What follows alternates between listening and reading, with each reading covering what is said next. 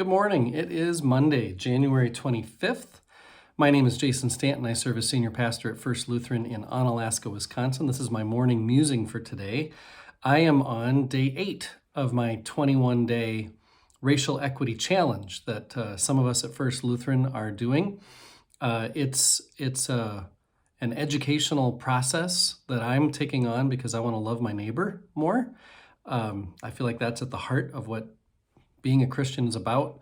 I don't know enough about white privilege, white supremacy, racism, systemic racism, all the things that go along with this issue. I want to know more, not just to know it though, so that I can participate in whatever change can happen around these issues. So in that effort, First Lutherans created a day-by-day suggestion of resources. There's books, there's movies, there's YouTube stuff, there's articles, there's all kinds of things that we can read and watch to hear many different voices. Part of what I'm appreciating about this is that it's a little different each day. It's not just read the same book every day. You get a 10-minute TED Talk and then an article, and then you watch an hour-long webinar. And then, so it's just a variety of voices and places and different kinds of sources to learn from. For today, Monday, we're asking, how do we as a community of Christ talk about the ELCA's social statement condemning white supremacy? And then it asks, please watch this webinar, a webinar the Southeastern Synod of the ELCA did. And I watched it, and really worth my time.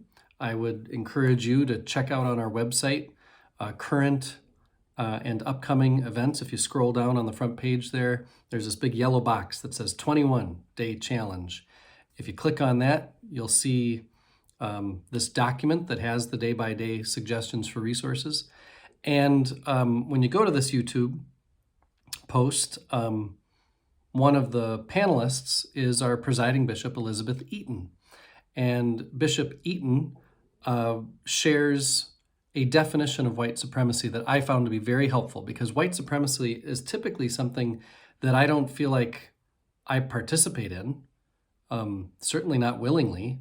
It feels like a term that's loaded with a lot of meaning that actually it probably doesn't deserve necessarily. And so I think a lot of this education that I'm going through, that others in our church are going through, is about just agreeing on terms, words and phrases, and what they really mean, not just what we want to think they mean so that we can just push them away. So I wanted to show you, and this is going to be a little awkward because I have to hold my computer up. That's the simplest way for me to do it.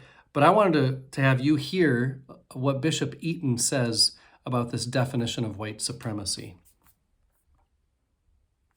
So here she is.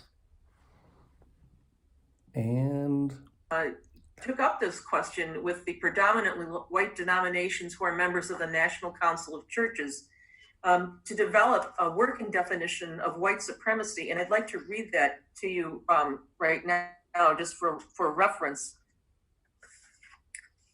It says, through colonization and slavery, the United States of America helped to create and embrace a system of valuing and devaluing people based on skin color and ethnic identity.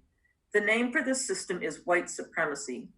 This system deliberately subjugated people of color and indigenous people for the purpose of material, political, and social advantage. White supremacy creates, sustains, and protects a culture that structurally and ideologically privileges whiteness in virtually all facets of society. Racism is the continuing legacy of white supremacy. It is counter to the gospel, anathema to core tenets of all major religions and people of goodwill.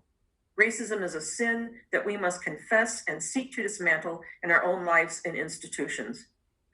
So that's the working definition that we are looking at in the predominantly white denominations and the National Council of Churches as we try to continue to act now to end racism, that movement, and I hope move beyond the point of theory, or move beyond the point even of recognition, which is very important.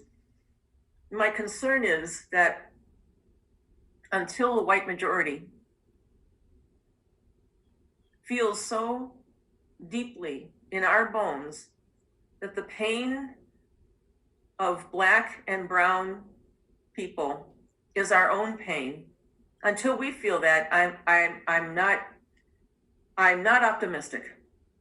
I'm hopeful because with God all things are possible. But I think that's something that I hope the panelists and all of us, all of you who are listening, can really examine. Do we feel the pain, or do as our own, or do we live still in a bubble of privilege where we don't have to wrestle with this? So thank you, Bishop Strickland. Thank you. So that's what I've been wrestling with, is do I feel the pain? And as one who has comfortably lived in almost all my life in 95% plus white communities, to be honest, I certainly don't feel the pain of white supremacy as defined by Bishop Eaton there. Of course, it's not just move beyond theory and recognition into feeling this pain for the sake of feeling pain. It's so that my pain, joined with all these other people's pain, would change things, that we would all treat each other as brothers and sisters in Christ, equally loved by God. That's the point. So that's what I'll be mulling over today. It's worth my time and effort to consider a question like that, and I invite you to consider a question like that too. It's all in an effort to keep faith alive.